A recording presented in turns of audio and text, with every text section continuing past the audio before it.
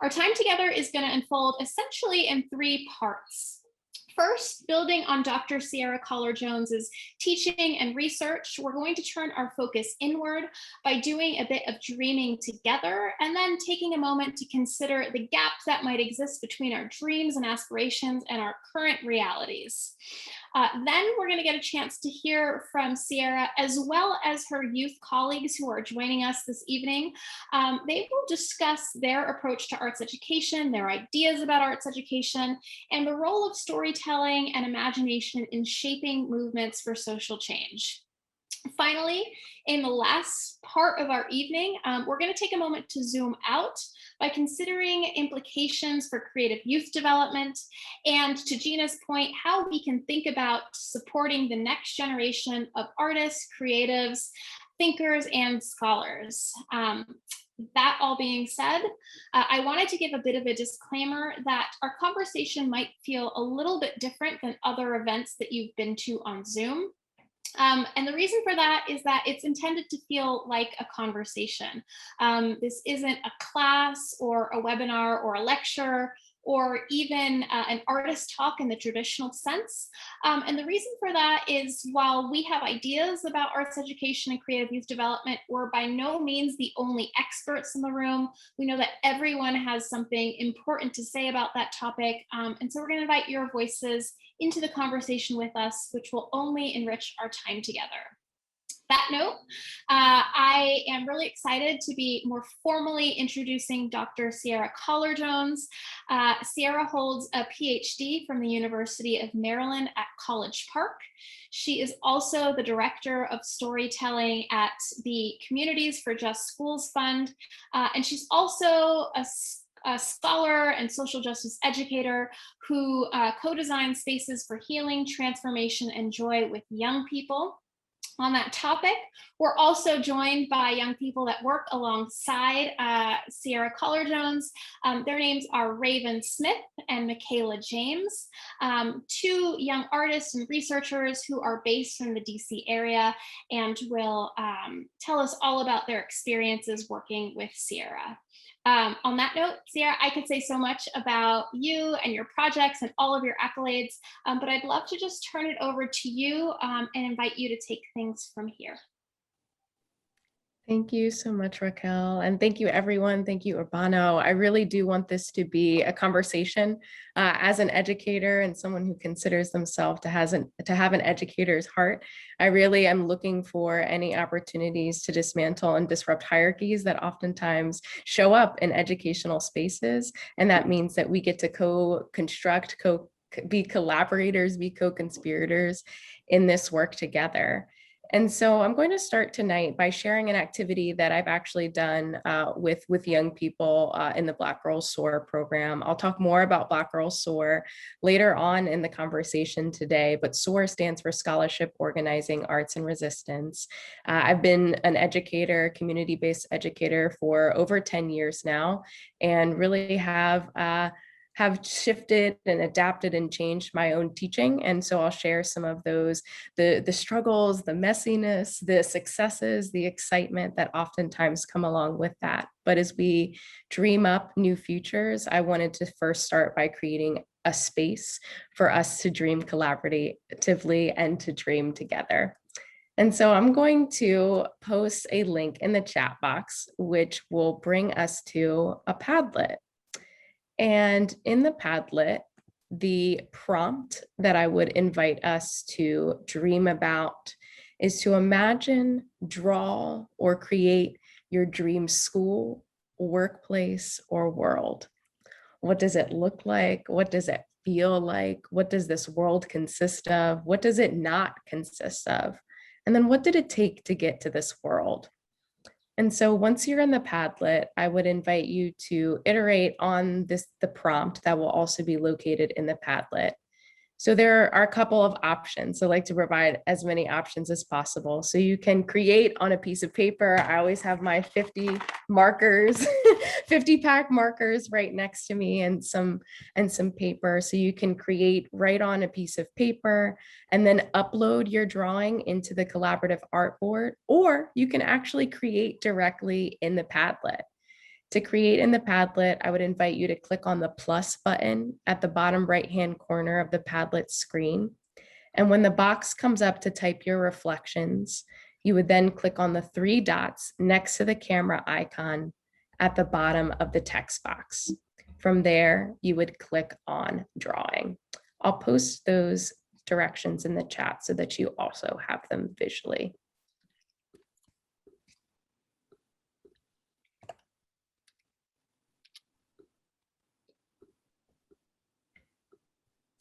So we'll take about 10 minutes here for you to just create, we'll create a collaborative dreaming space and opportunity for you to imagine, draw, or create your dream school, workplace, or world. And then I'll create a little bit of time and space for us to be in conversation with one another about our reflections and what comes up for us. While you do that, I'll play some lo-fi beats in the background. And admittedly, this is a playlist that I was put onto by the young people. So much gratitude to the young people for introducing me to lo-fi beats. So 10 minutes here to reflect and create either on paper or in our collaborative artboard in the Padlet. All right. So I would love to create a little bit of space here for any reflections that might have come up for anyone. You can feel free to take yourself off mute, come into the chat box. What was it like to create your dream world? What does it look like? What does it feel like? Any reflections that are coming up for you in this moment?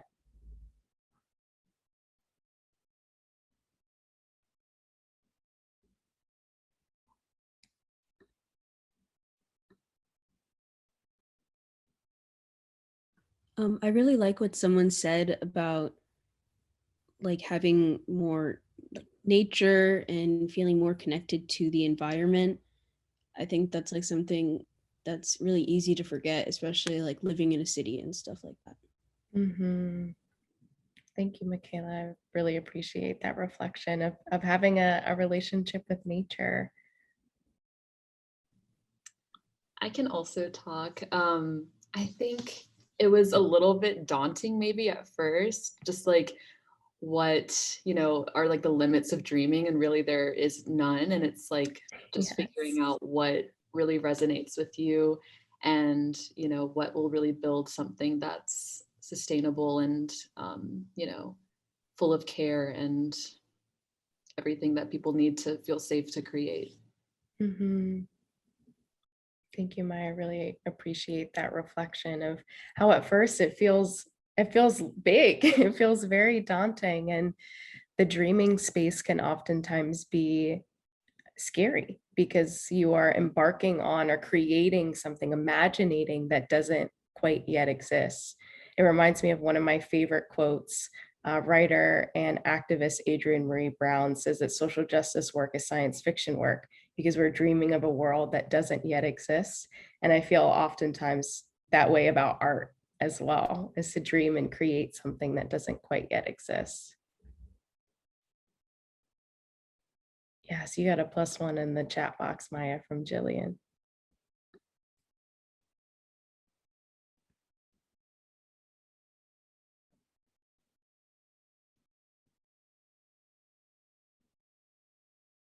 Yeah, I just have to say it was just so fun to take that time and space to indulge in imagining. I just thank you for that. I wasn't expecting that actually I would have as much fun as I did, so thank you. Oh, yes. That makes my heart so happy. I'm so glad to hear that. And I like to name things. And so we live in a capitalist society that is rooted in a hustle and grind culture. And that oftentimes denies us the creative space to be imaginative and to dream of a world that doesn't yet exist. And I believe that it is that way for a very strategic reason, right? To keep us in the right here and the right now, which is important, right? To be present, but to also create that thoughtful, that sacred space of imagination to then be able to work towards and strategize towards that future. Keita, can I ask if you feel comfortable sharing a little bit about what you wrote and what you were imagining? knowing you, I'm so curious to know what you came up with. Well, I think, I so seldom like just really take that moment to relax. And I was able to be in a hammock this past weekend and just trying to take photos of birds as they were flying. And I had so much fun exploring the live feature. So I took that photo of the bird that's flying in the dogwood flowers there. Yeah, so that was the photo I took up a little bit. Yeah, that photo of the bird. So, just to imagine what if there was a space that really felt like that, where you just are like, when those ideas are so fleeting, but you have that space to like grab one and help to really nurture it and explore. And it's like those little seeds or those little snippets. It reminds me of like that camera shutter speed that's so fast that you can catch those birds in flight, just like ideas or, that creativity that could feel that robust and alive. Wow, that's so powerful. Thank you for sharing that. Wow. So I'm working on my tech savviness. I took to your advice, Cierra, to draw. And I just wanted to connect to what you just said about this idea of feeling rushed. And I wrote that one of the things that it sounds and feels like, even though I don't know what that would look like necessarily yet, or what it would take to get there, was a space where dominant scripts are challenged. And I think that speaks to this idea of why do we rush, or why do we feel compelled to do that?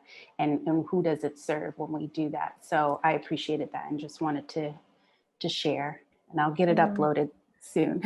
Oh, yes. No, that's perfect. Thank you, Jillian. I appreciate that. One thing that I've been reflecting a lot on lately, I read this incredible document about white supremacy culture and how it shows up in our everyday interactions. And one of those ways is exactly as you name, is the sense of urgency that, again, denies us that creative space, but also that space for liberation and freedom and rest, right? To just be, and to be here in the be now, and then to be able to reflect as part of that. Yeah, Raquel quoted you, a space where dominant scripts are challenged. Yes, so here for it.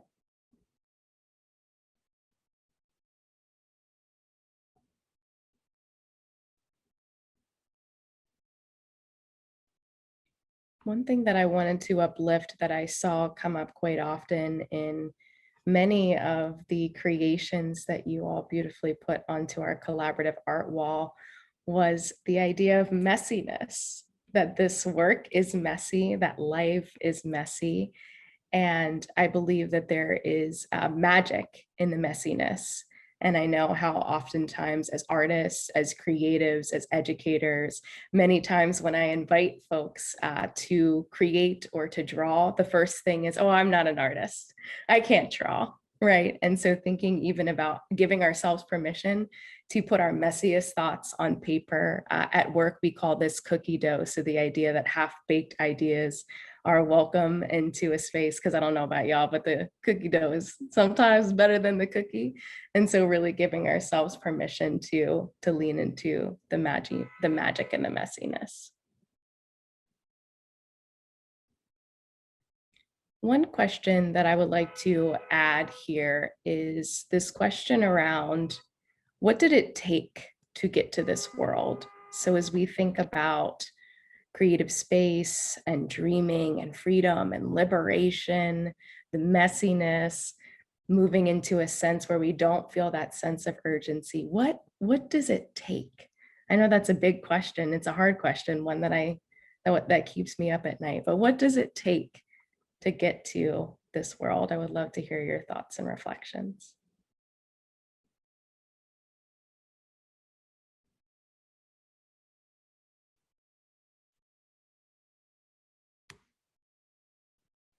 One idea that I shared, Cierra, was I wrote about letting go of ideas about scale.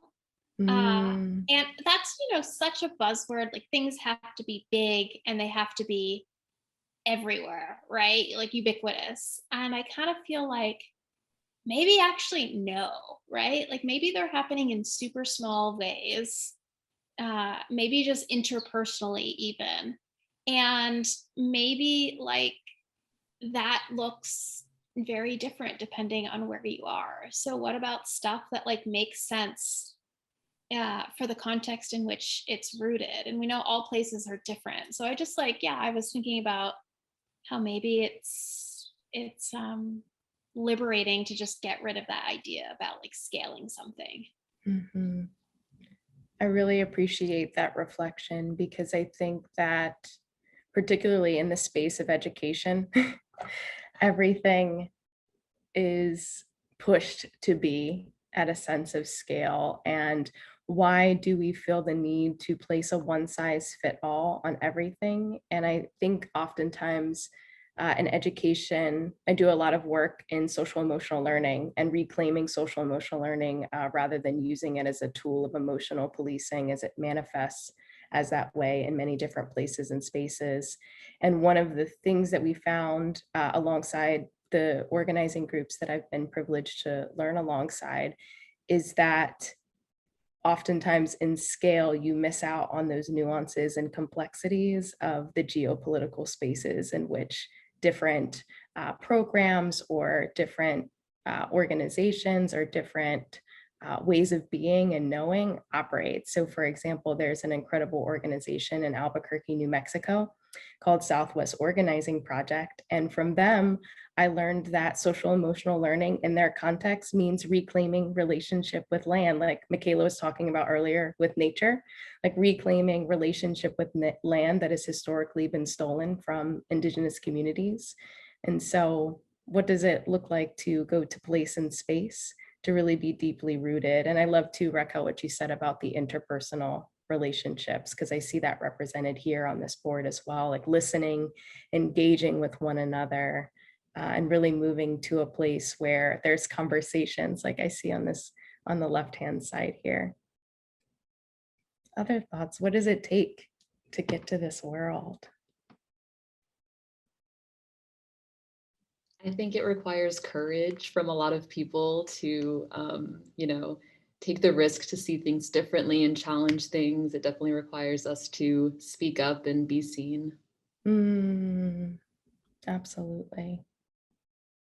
I appreciate that.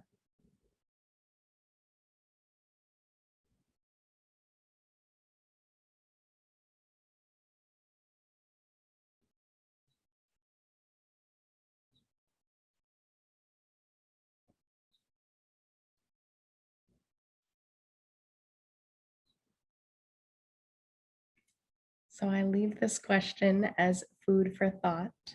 And do know that you'll continue to have access to this collaborative board. So if you have any sparks that come up for you and iterating on your dream world, you absolutely can continue to add. And before I pass it over to Raquel, I love quotes. And so I want to share with you one more quote that really grounds me in this particular activity. Robin D.G. Kelley, his book Freedom Dreams is really a pivotal piece that guides and grounds my work. And Robin D.G. Kelley says, without new visions, we don't know what to build, only what to knock down.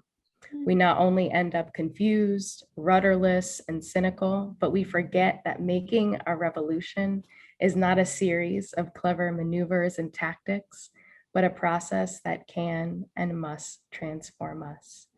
And so as we talk about the sense of urgency that is a part of our society and being able to unlearn that, and even just the critique that oftentimes comes within a culture of education or a culture of research, what does it mean to move from a place of being cynical and thinking about, okay, what are all of the things that we have to tear down, but also thinking about what are we building? What are we working towards? And that's really what propelled me to share this activity today. What are we building and what are we working towards? And then how can we co-conspire to actually foresee it? As Maya said, how do we actually make this something that is sustainable? And that means it needs all of us to be sustainable. So I'll pass it back over to Raquel. I love that you said that so much. And it connects to, just something that I've been thinking about. And I think things that you've actually embodied in this activity, Cierra. I think that this activity in many ways does embody so much of what I think is powerful about the most generative and productive kinds of arts experiences. We were given, space to reflect on what's meaningful to us personally. We were encouraged to imagine a more hopeful, robust, or vibrant future. And then we had an opportunity to share that vision with a receptive audience. And my own work suggests that young people are drawn to the arts precisely for that reason, right? And I know that these dimensions of teaching and learning are really near and dear to you and to your heart work. So really, I would love to just open up a conversation with you and really learn more about the work that you're doing with young people, your vision for arts education, and what motivates you. And maybe a bit about your dream world, which I know that you're making happen on a daily basis. Thank you. I appreciate that. So as I share a little bit, I'm a visual person. I'm also a kinesthetic person. So I have some photos that I would like to share. And so I really come to this work as a dancer. I've been dancing since I was 5 years old, and as a Black woman in society whose body and whose voice has often been policed, dance has been my tool to enact embodied freedom and embodied liberation. And so as someone that grew up very, very quiet and very shy, so much so that I hated raising my hand in class because I was afraid of having the wrong answer or talking too much or too fast or too long, dance was the place where I could embody the emotions, the thoughts, and the feelings that I couldn't quite express verbally. And so being a dancer led me to become a dance teacher, a dance educator. And so you can see myself with some of the young people that I work with on the screen. And as a dance educator, I've taught babies as young as 2 up through adults. And in my classroom, I'm thinking more so about my middle and high school students for this particular anecdote, is that they would come to dance class and they would say things to me like, "Miss Cierra, can we learn about Black history in dance because we don't learn it at school?" Or, "Miss Cierra, can we have a girl power day because I know that there are incredible women doing work and I haven't learned about any of them." And then they would say, "Miss Cierra, can we learn about current events in dance because I know that there are a lot of messed up things happening in the world and I want to know what I can do to change it." And from their experiences and from learning from the young people, I recognize that the dance classroom could be used as a radical space. It could be used as a space to enact critical conversation, but then to be able to turn that critical conversation into artwork, into action, into activism, into organizing. And so my teaching didn't start out in that one particular moment where the young people asked me some really thoughtful questions. And I thought to myself, oh gosh, I didn't really learn too much about Black history myself either. Let's explore together. Let's dig in together. And what would it look like to be able to share this with other audiences of people through using our dance as a craft, as a talent? And then I'll never forget a pivotal moment in my teaching is when I started doing workshops with the young people, and we were doing a workshop around improvisation. And so I had put on some music and I just said, all right, let's improv, whatever comes to you, whatever feels good in your body, just try it. And I'll never forget, I turned on the music and then the young people looked at me and just stared. And that was a really emotional moment for me because I realized that in my own teaching, I had created more so a space for conformity than a space for freedom and for liberation. And I think about that moment often in my own teaching now because it was a pivotal one, and thinking about how to challenge a lot of the norms that show up in dance education. I was taught first position, 5, 6, 7, 8, back straight, hips tucked under, shoulders back, look at yourself in the mirror, critique, construct, fit, conform, mold. And in that moment, I realized that I had internalized it and then perpetuated it in my own classroom. And so how do we move from promoting conformity to using embodied practices to continue to enact freedom and liberation?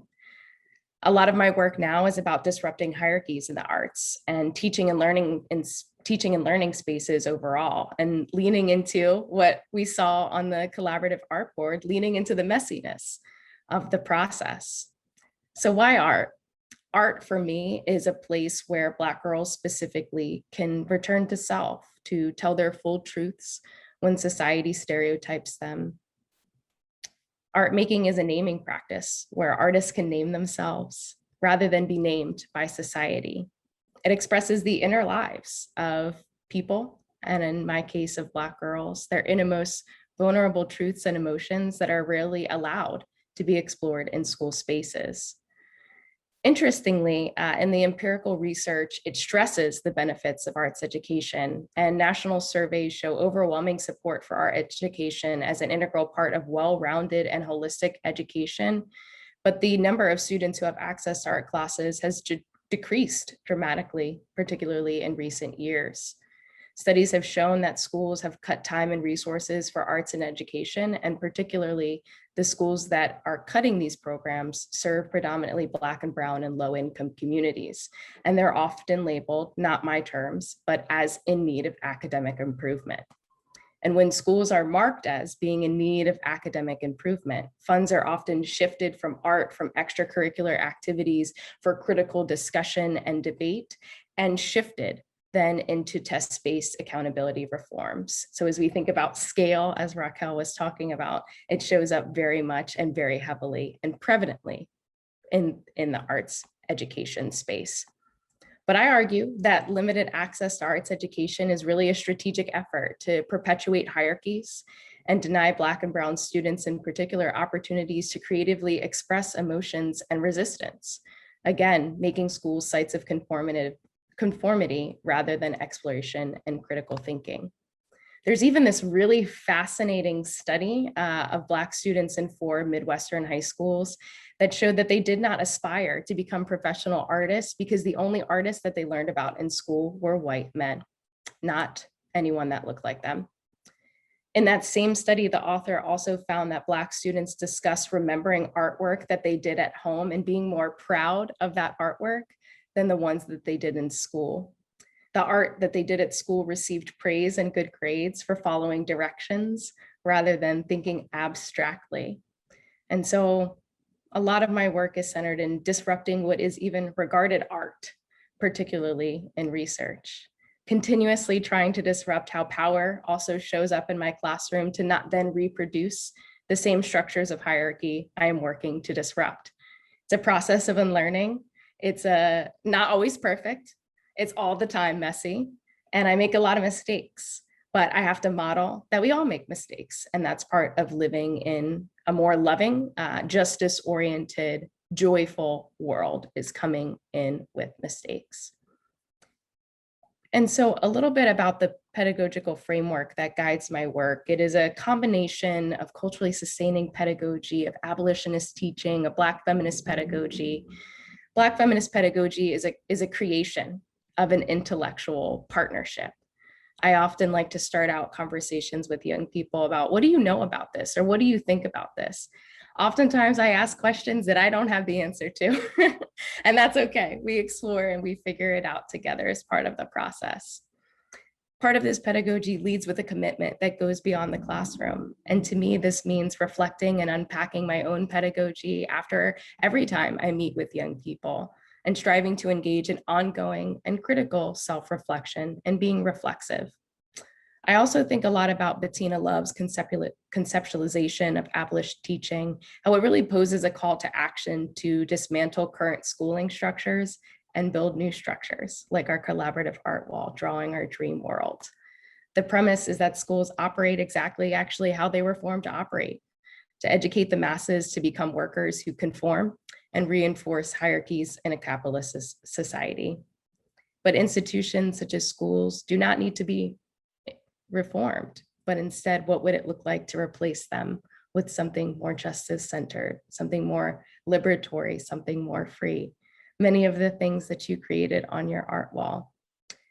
And that this type of teaching, this pedagogy, is not just a teaching practice, but it's a way of life. It's about putting joy and love at the center of practice. And I chose these frameworks specifically, not only for how they explicitly uplift Black and Brown students and refute Eurocentric curricula, but also that because they position teaching as a political act. And I believe that teaching is political. We see that now because there are blatant attacks to liberatory education. There are attacks to critical race theory. There is attacks to anti-racist education. There are attacks to having conversations about race and racism in the classroom. And one of the reasons why that happens is because that there are so many people that are having those conversations, that are committed to truth telling. So what does it look like to be able to push back? Not with the fear tactics that are being used, but rather to approach that with love. Like Robin D.G. Kelly said, to not be cynical, but rather think about what are we building instead. And so with me, I have a couple of the young people that I am privileged enough to learn alongside. And the work that we've done together is through a program that we created called Black Girls Soar. And again, Soar stands for Scholarship, Organizing, Arts, and Resistance. And so it was a virtual summer program in the midst of COVID, where we came together to be in conversation, to learn. We explored Black history and the history of resistance through learning about Black women activists and artivists, including Maya Angelou, Judith Jamison, Faith Ringgold, Audre Lorde, Destiny Watford, and more. We also talked about the meaning of self and community care and traced the roots of self-care back to the Black Panther Party. With an emphasis on self, we crafted arts-based works that captured the counter-storytelling tenet of critical race theory. We looked at song lyrics from India Ari's I Am Not My Hair and Solange's Don't Touch My Hair to serve as a framework for our own counter-narratives to the world. We also talked about dreaming our futures into existence using science fiction work as a point of analyses. We talked about Afrofuturism and what it means to write ourselves into the stories of the present and the future, with inspiration from Octavia Butler, Janelle Monáe, and Kay Jemison. Throughout the program, I also worked with the co-researchers to collect qualitative research. So as part of this, the co-researchers collected oral history testimonies from their loved ones. And then we also took the transcripts from all of our conversations. We coded that and turned the codes into themes, and they turned the themes into artwork, which they then presented to their loved ones in a community arts showcase. And so as part of this work, I am going to invite my co-researchers to share their artwork and some of their thoughts and reflections. So excited for you all to have the opportunity to learn from them, as I've learned so much from them. And so now I'll pass it over to Raven to share a little bit more of her reflections. Hi, my name is Raven, and I just want to start this off by saying my pronouns are she, they. I forgot to put it in my name. But yeah, so I learned a lot within the Black Girl Soar program. Not only was it a safe place to come to and see people who look like me and think similarly to me, but I also got educated on a lot of things. One of the main things that I learned about was mental health and other branches of health, such as physical, emotional, spiritual health. That information helped me a lot. I think it's been almost a full year, and I have definitely improved and bettered myself and my mindset since then, because I've realized how much, how important it is to have those healths in check. So yeah, that's one thing I learned in Black Girl Soar, and I really appreciated that because I would not be the same person I am today. And I want to share what I would like to see more in schools. I want to see a better education system. So what I mean by that is, like, I feel as though society is improving and getting better almost every day. And I feel as though the education system should be improving as well as we improve in society. For example, I know some teachers that still tell me that I'm not going to be walking around with a calculator in my back pocket every day, but we carry our phones 24/7 and a laptop in our back pocket. So yeah, I just feel as though we should be updating our system. Another thing, I feel as though we should be teaching POC history and not just the slavery that came with it. I feel like we should be learning about both, but I feel as though I don't learn enough about people and other people's culture and enough of my culture in schools. And I feel like we should do that, especially at an early age, so that when we do, come up to middle school, high school, and see other people with different cultures, it's not foreign to many people. Another thing that I want to see in schools, like being taught, is like everyday life activities, such as how to pay bills and the difference between a credit card and a debit card, and what loans are and stuff like that. Because I feel as though that stuff prepares us for real life. And I'm a sophomore now, going into my junior year next year, and still don't know how to pay taxes. And I feel as though I should. And I feel like school is there for a reason. So I don't know why we're not learning about it in school, especially when we can. So that's one thing. Another thing outside of the learning that I want to change is the lunches in school and the dress codes. So the lunches, I feel like, are important because teachers and staff always stress to us how important it is to eat healthy meals and stuff, but then they'll serve us like expired food. I've had personal experiences where I've had like milk that's been expired for like a month, and they're still like selling it to us. And I'm like, what's the point? You guys stressed us that meals are so important to our learning and how it affects us throughout the day, and you're serving us this.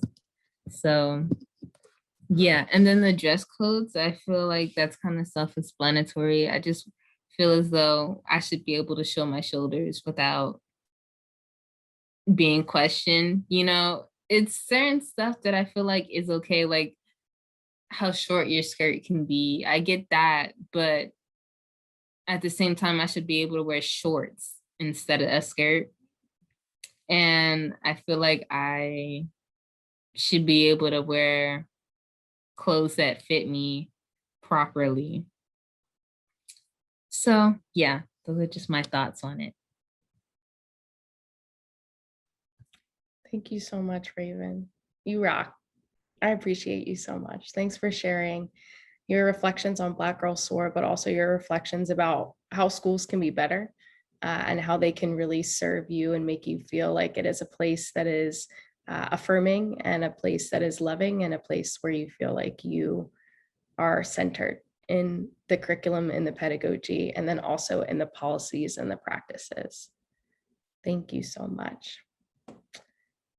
Now I'm going to pass it over to my other colleague, my co-researcher, Michaela.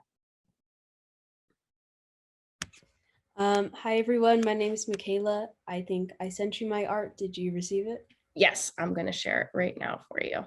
All right, awesome. So I made a self-portrait that had some Afrofuturistic, not like vibes, but like patterns. And I also used the font from Black Panther. And then I used the colors of the American flag to show the like dual identities between being American and being African American. Yeah, so that's the self-portrait. And then for the changes in the school system, I think that as students, we're kind of placed in a box, and you just have to conform to whatever the process is. Like you go from algebra 1 to geometry, to the next thing and continue on like that. But like, for instance, if you're more advanced than that, or if you can do more than that, you're still stuck in the same place and you're not able to explore new things. And it's kind of like you're in concrete, or I don't know, just in some kind of way that you can't move or progress. And I think that's something that definitely needs to change. And on the flip side of that, I think it's also really easy for students to slip through the cracks and just not get the help that they need. And things like learning disabilities can just be chalked up to, oh, they just can't do their work, or they just don't perform well on tests, or they're just like way too excited and they need to be put out the room. And I think that really makes it so like students don't feel accepted, and that never helps anybody progress as a person. And yeah, and I also agree with what the person before me said. Thanks so much, Michaela. This artwork is so fire. I'm just going to leave it up for a couple more seconds so that we can appreciate it, because it is really powerful. And I appreciate you naming certain aspects of schooling too, for us all, for educators to be mindful of how important it is to really lean into the individual talents and strengths rather than brush people aside.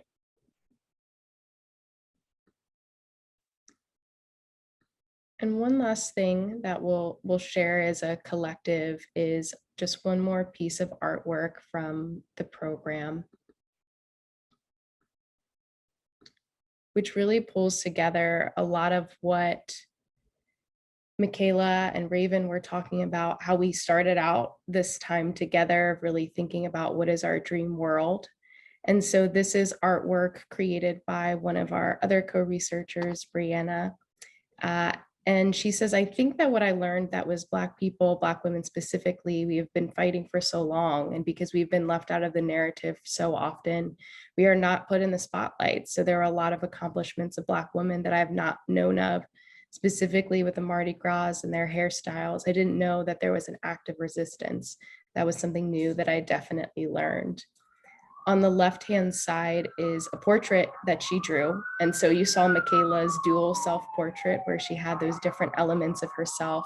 We all did that work as a collective. And one of the things that we talked about in the program was in the 1700s, there were the Tignon laws in Louisiana that said that women of color had to wrap their hair to physically signify that they were deemed to be part of the quote unquote lesser class. And so what the women did, they wore their head wraps, but they got the brightest head wraps with the most bold patterns and the flyest beads as a form of resistance. And so using that artwork, that actual physical representation of who they were, of being creative and creatively resisting by using their bodies, by using their hair, was something that we talked about in the program and came up quite often, this theme of resistance. And Brianna's drawing here is what one of the themes of the program was, the Ghanaian principle of Sankofa, which means go back and get it, basically meaning that we have to know the past in order to understand who we are in the present, to be able to dream new futures. And in Brianna's drawing here, you can see that she drew herself, so present. Then she drew the Tignon laws, the head wraps, past. And in the head wrap, she says that she did it in a way where there are pops of color. And in the Afrofuturistic art that we looked at, there were pops of color.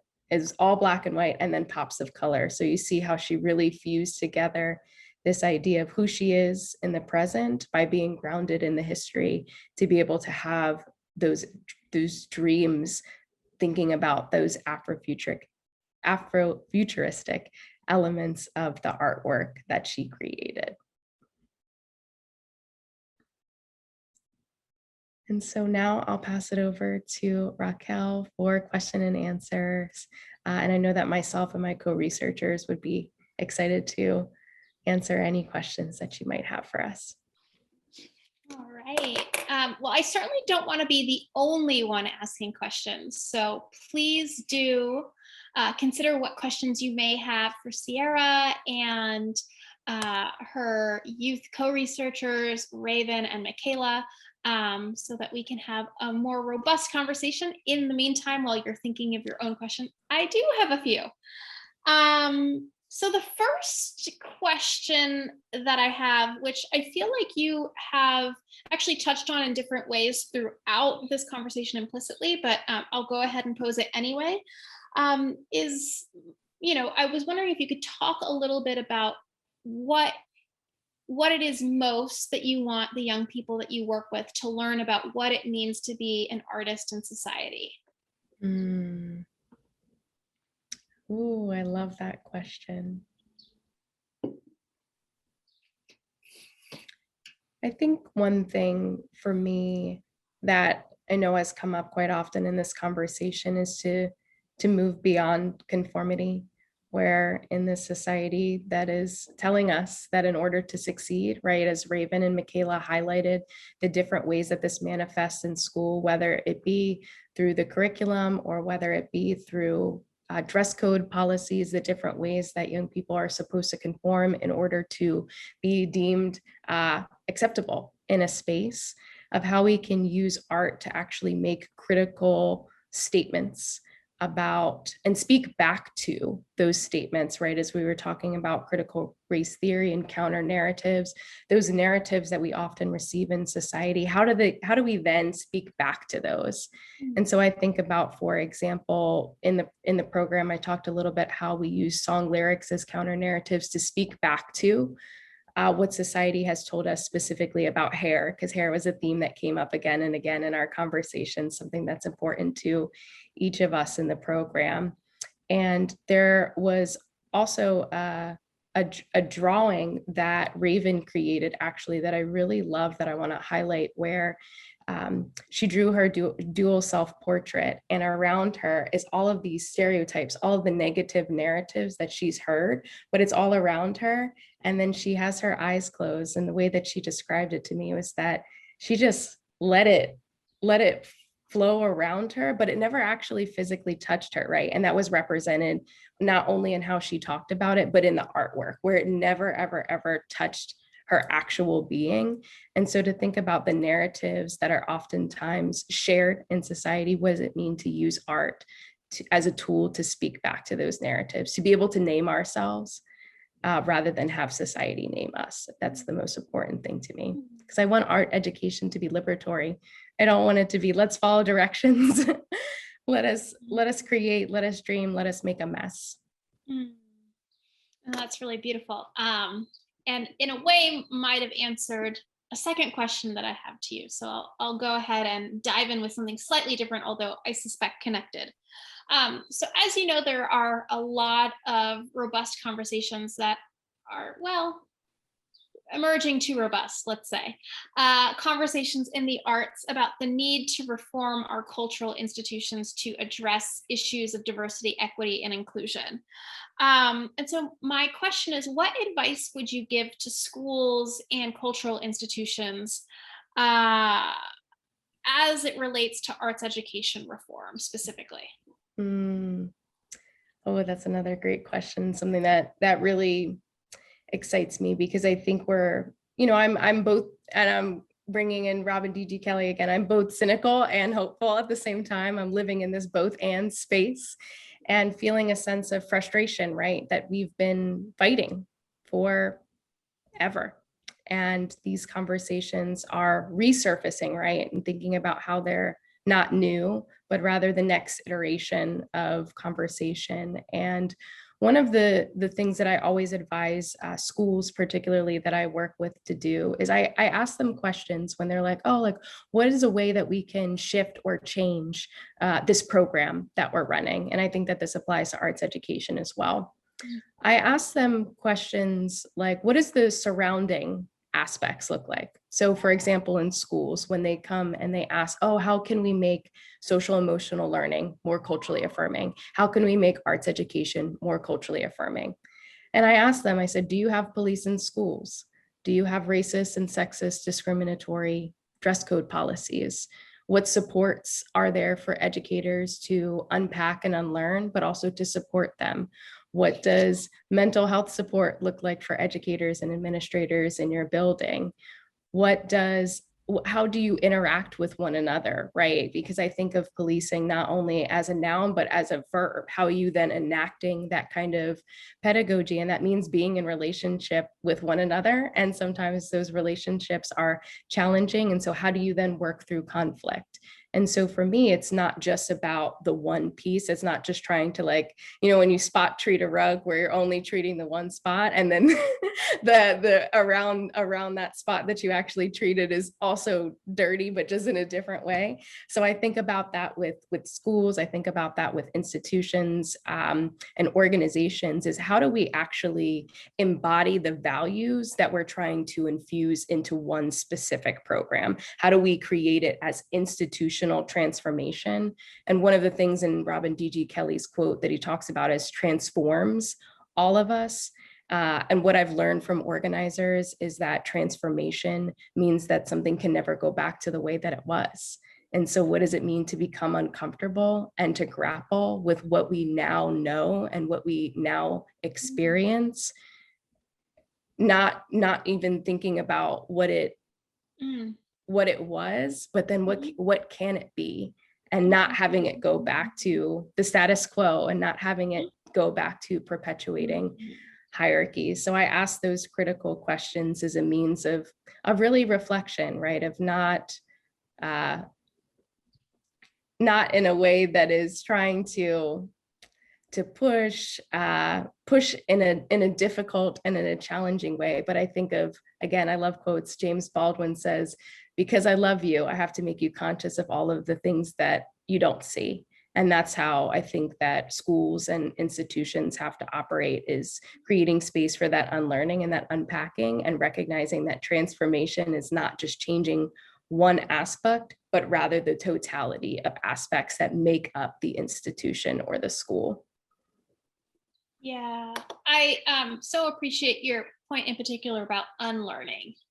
And I feel like that is something worth paying attention to as well. I think so often when we come into contact with new information, that is great, but how does that information fit into the frameworks that already exist in our minds and that we're already carrying with us? And if it is truly novel, it may be the case that we have to dislodge some things, right? And so I appreciate you calling our attention to that piece as well. My next question is, it's of course obvious that we're in so many ways living in a time of crisis, right? And so against this current moment and political backdrop, I wanted to ask, kind of looping back to where we started, what does planting a seed for us to imagine and co-dream accomplish? And why might that be a necessary part of teaching and learning?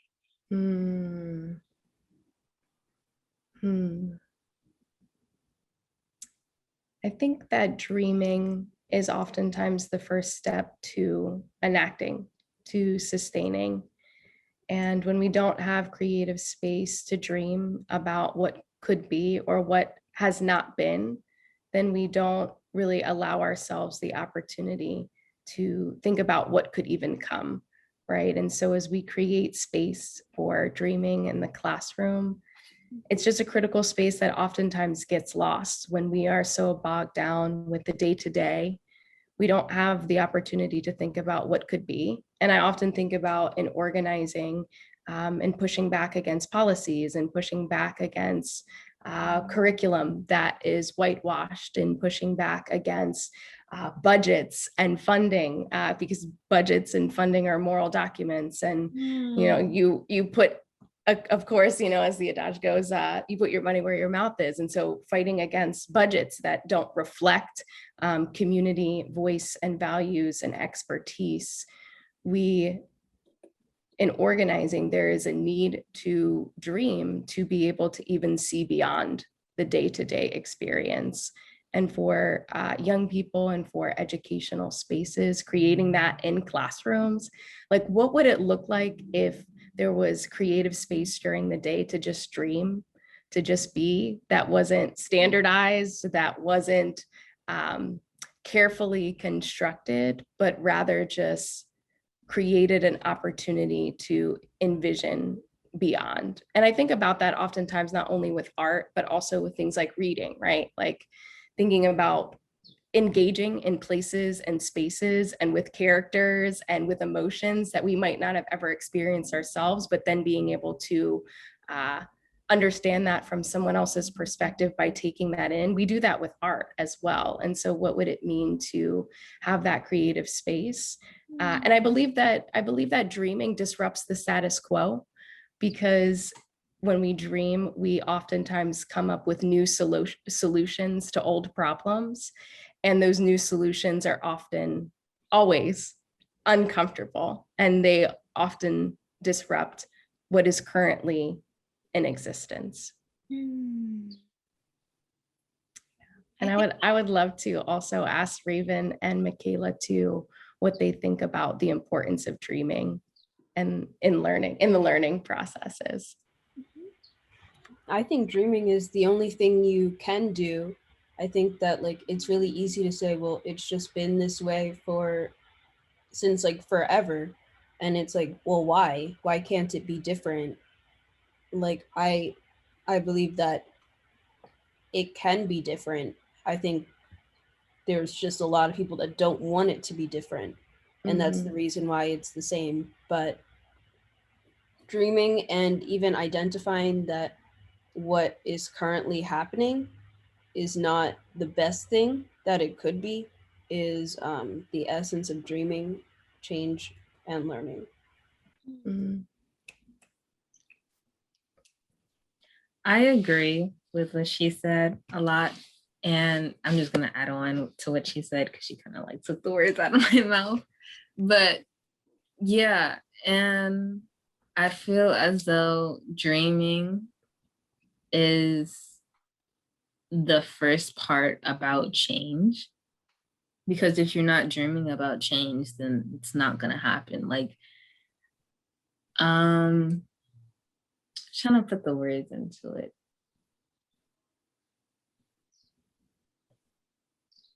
Let's just say, for example, if someone is like dreaming about being safe,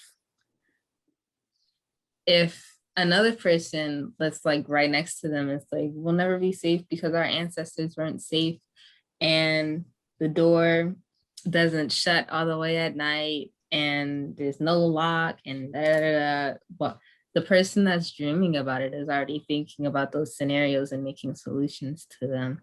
They're thinking about where the screwdriver is to tighten the hinges on the door and how to fix the lock and all other stuff about it.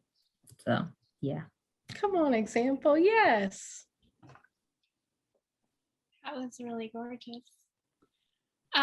We have a question from Jillian Webb. Jillian, would you like to read your question? I can. The question is, it's punted back to Raven and Michaela about just trust and how you felt, how important trust was for you to share and create, to express your joy, to dream, and how you felt trust was built, if there were concrete things that you felt happened, or if there were just experiences that you had that just led you to believe that there was a lot of trust. I'd just love to hear your perspectives.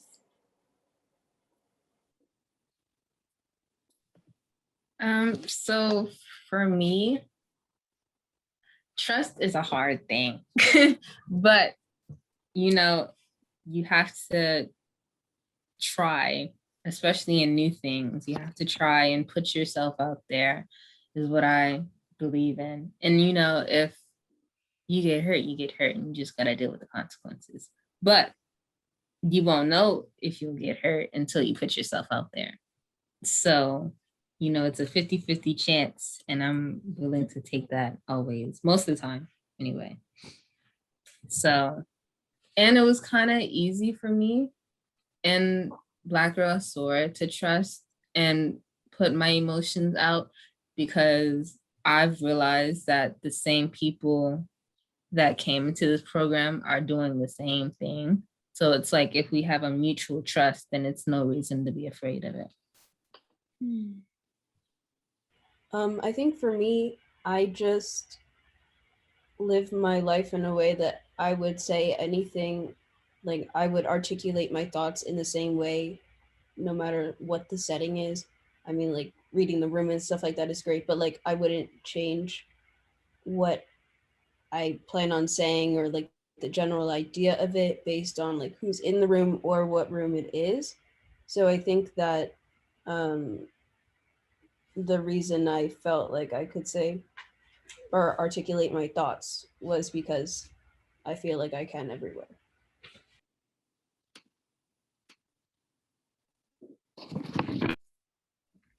I appreciate that question. And just to share with everyone that as a collective, as Black Girls Soar, we've never met in person because of COVID. So all of the work that we did was all virtual, which certainly adds nuance and complexity to what it actually means to be able to build trust and to appreciate the different ways that we all show up. So thanks for that question.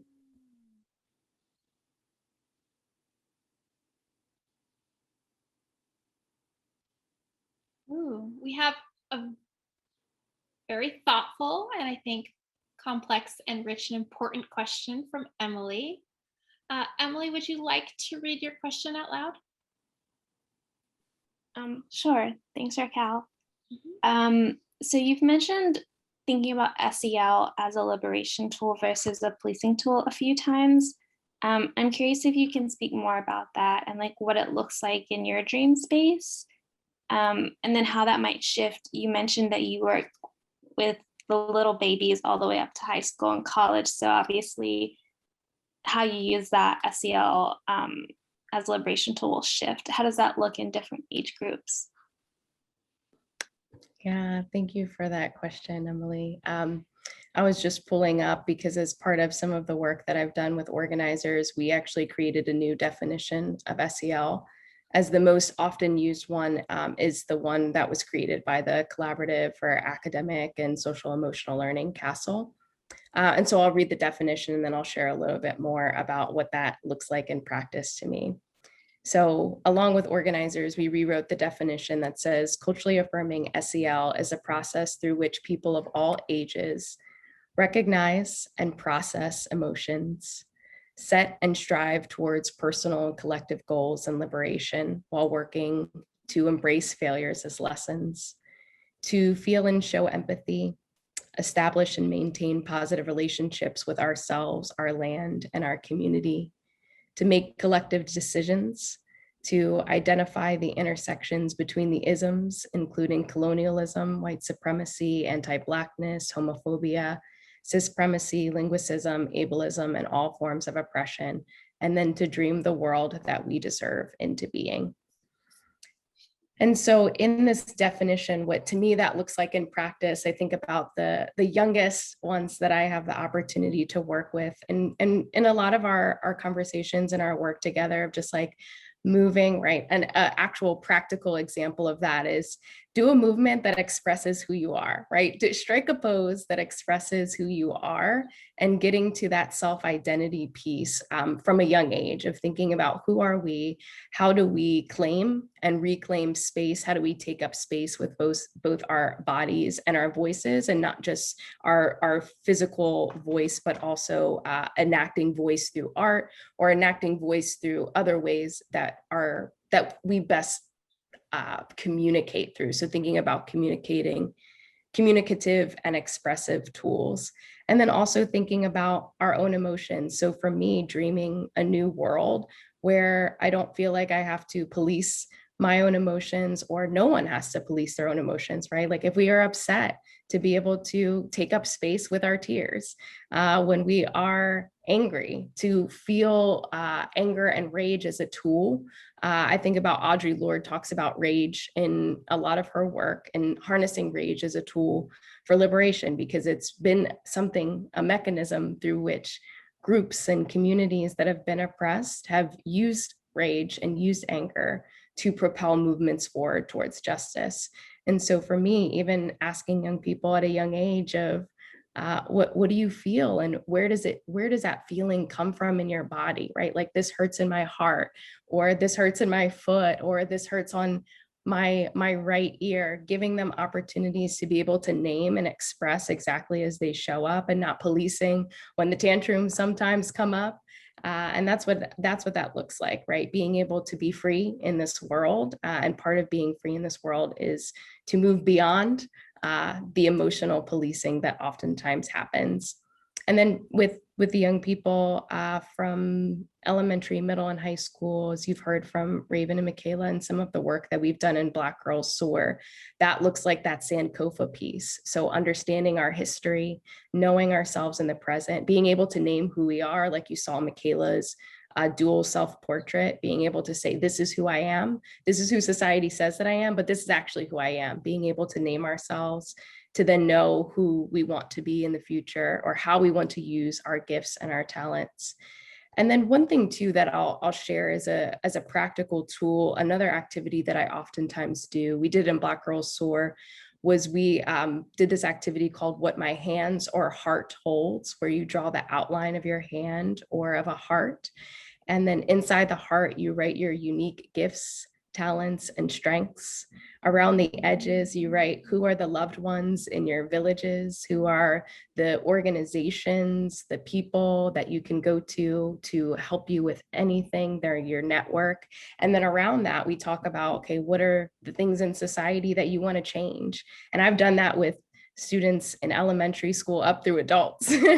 And then we have a critical conversation about, how do you use the people in your network and your individual strengths to then create a difference in the things that you want to see in society. So that's the different ways that I think about social emotional learning beyond policing at different ages and stages. And I'll share some resources in the chat too from some of that work. Beautiful. And we have one last question from Maya. Maya, I can let you read that unless you'd prefer for me to do so. Yeah, so my question was if you could talk a little bit about new ways to think about measuring success in an educational space, what success really means or looks like. I love this question. This is something that I'm working to unlearn because I can share that is feedback from my own research with Black Girls Soar. One of the things that I was grappling with is that because we were in a virtual space, sometimes it's hard to share the artwork, right? Like we can pull it up and share it in the screen, but it's hard to think about it, to iterate on it, especially from a research perspective. And one of my mentors had said to me, it's not about the actual product in art, it's about the process. And so that for me was just like unlearning every single day, leaning into the messy space.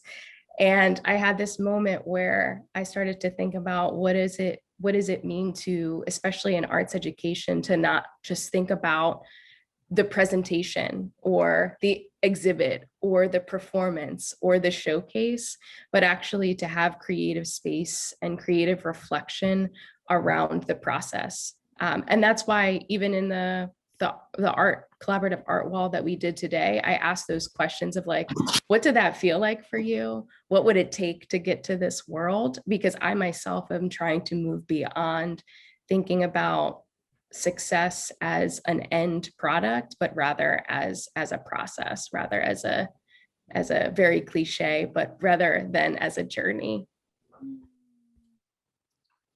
And I have so many more thoughts about like measurement and how we measure things and why we measure things a certain way, but that's a whole nother talk. But I appreciate that question. Thank you. And I want to see too if Michaela or Raven have any ideas about how they would like to, or how they define success, because I want to end on their expertise rather than mine. I think I'm also learning about like how to define success.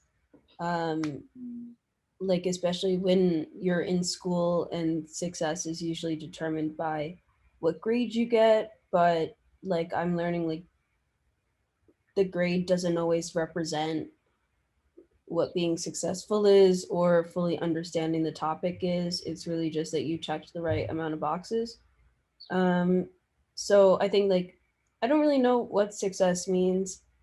I think it's just more like, am I happy doing this, or am I just like not having a fun time? Because that kind of makes the whole experience terrible. Like, school is not bad. It's just that, like, I don't know, I get in a bad space during the school year and it just makes me unhappy and I don't feel successful. But yeah, so what I'm saying is I don't really know what success is or how it can be measured, but I do know what it's not. Mm.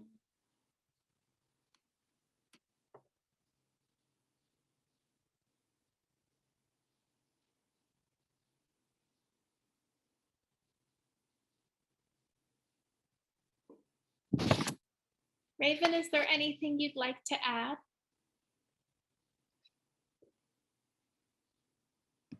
No. Okay, fair enough. Well, reluctantly, I will bring us to a close. It's bittersweet. But so much of the Create, Connect, Catalyze discussion series has been forward facing. So it's very fitting that we conclude our series with a focus on supporting the next generation of artists and creators.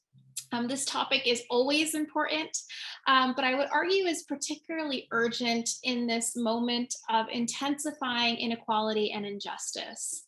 Young people that are coming of age in communities that are dealing with decades of disinvestment contend with a disproportionate share of our nation's inequalities, experience in many ways the failure of democratic institutions on a daily basis, and don't often see their realities reflected in their schooling experiences.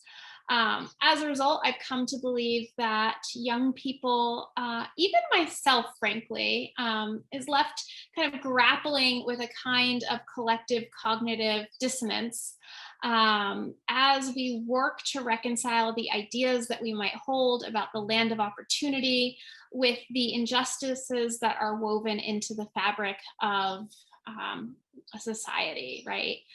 So against this backdrop, I've come to believe that one of the most urgent roles of the arts lies in helping young people make sense of their experiences and make themselves seen and heard in public life. So as you can imagine, I'm so grateful to Dr. Cierra Kaler-Jones and our youth participants, Raven and Michaela, for joining us this evening to help us really stretch beyond the limitations of our current circumstances in order to imagine new worlds. Thanks everyone else for being here tonight. As we were sort of planning and hatching up this series back in December, we had no idea what to expect. So I wanted to thank everyone who has joined us for showing up and enriching our conversations and for making this experiment come to life. So thank you all. Please stay tuned for news from Urbano, which is to come. And in the meantime, I wish you all a very lovely and enjoyable evening.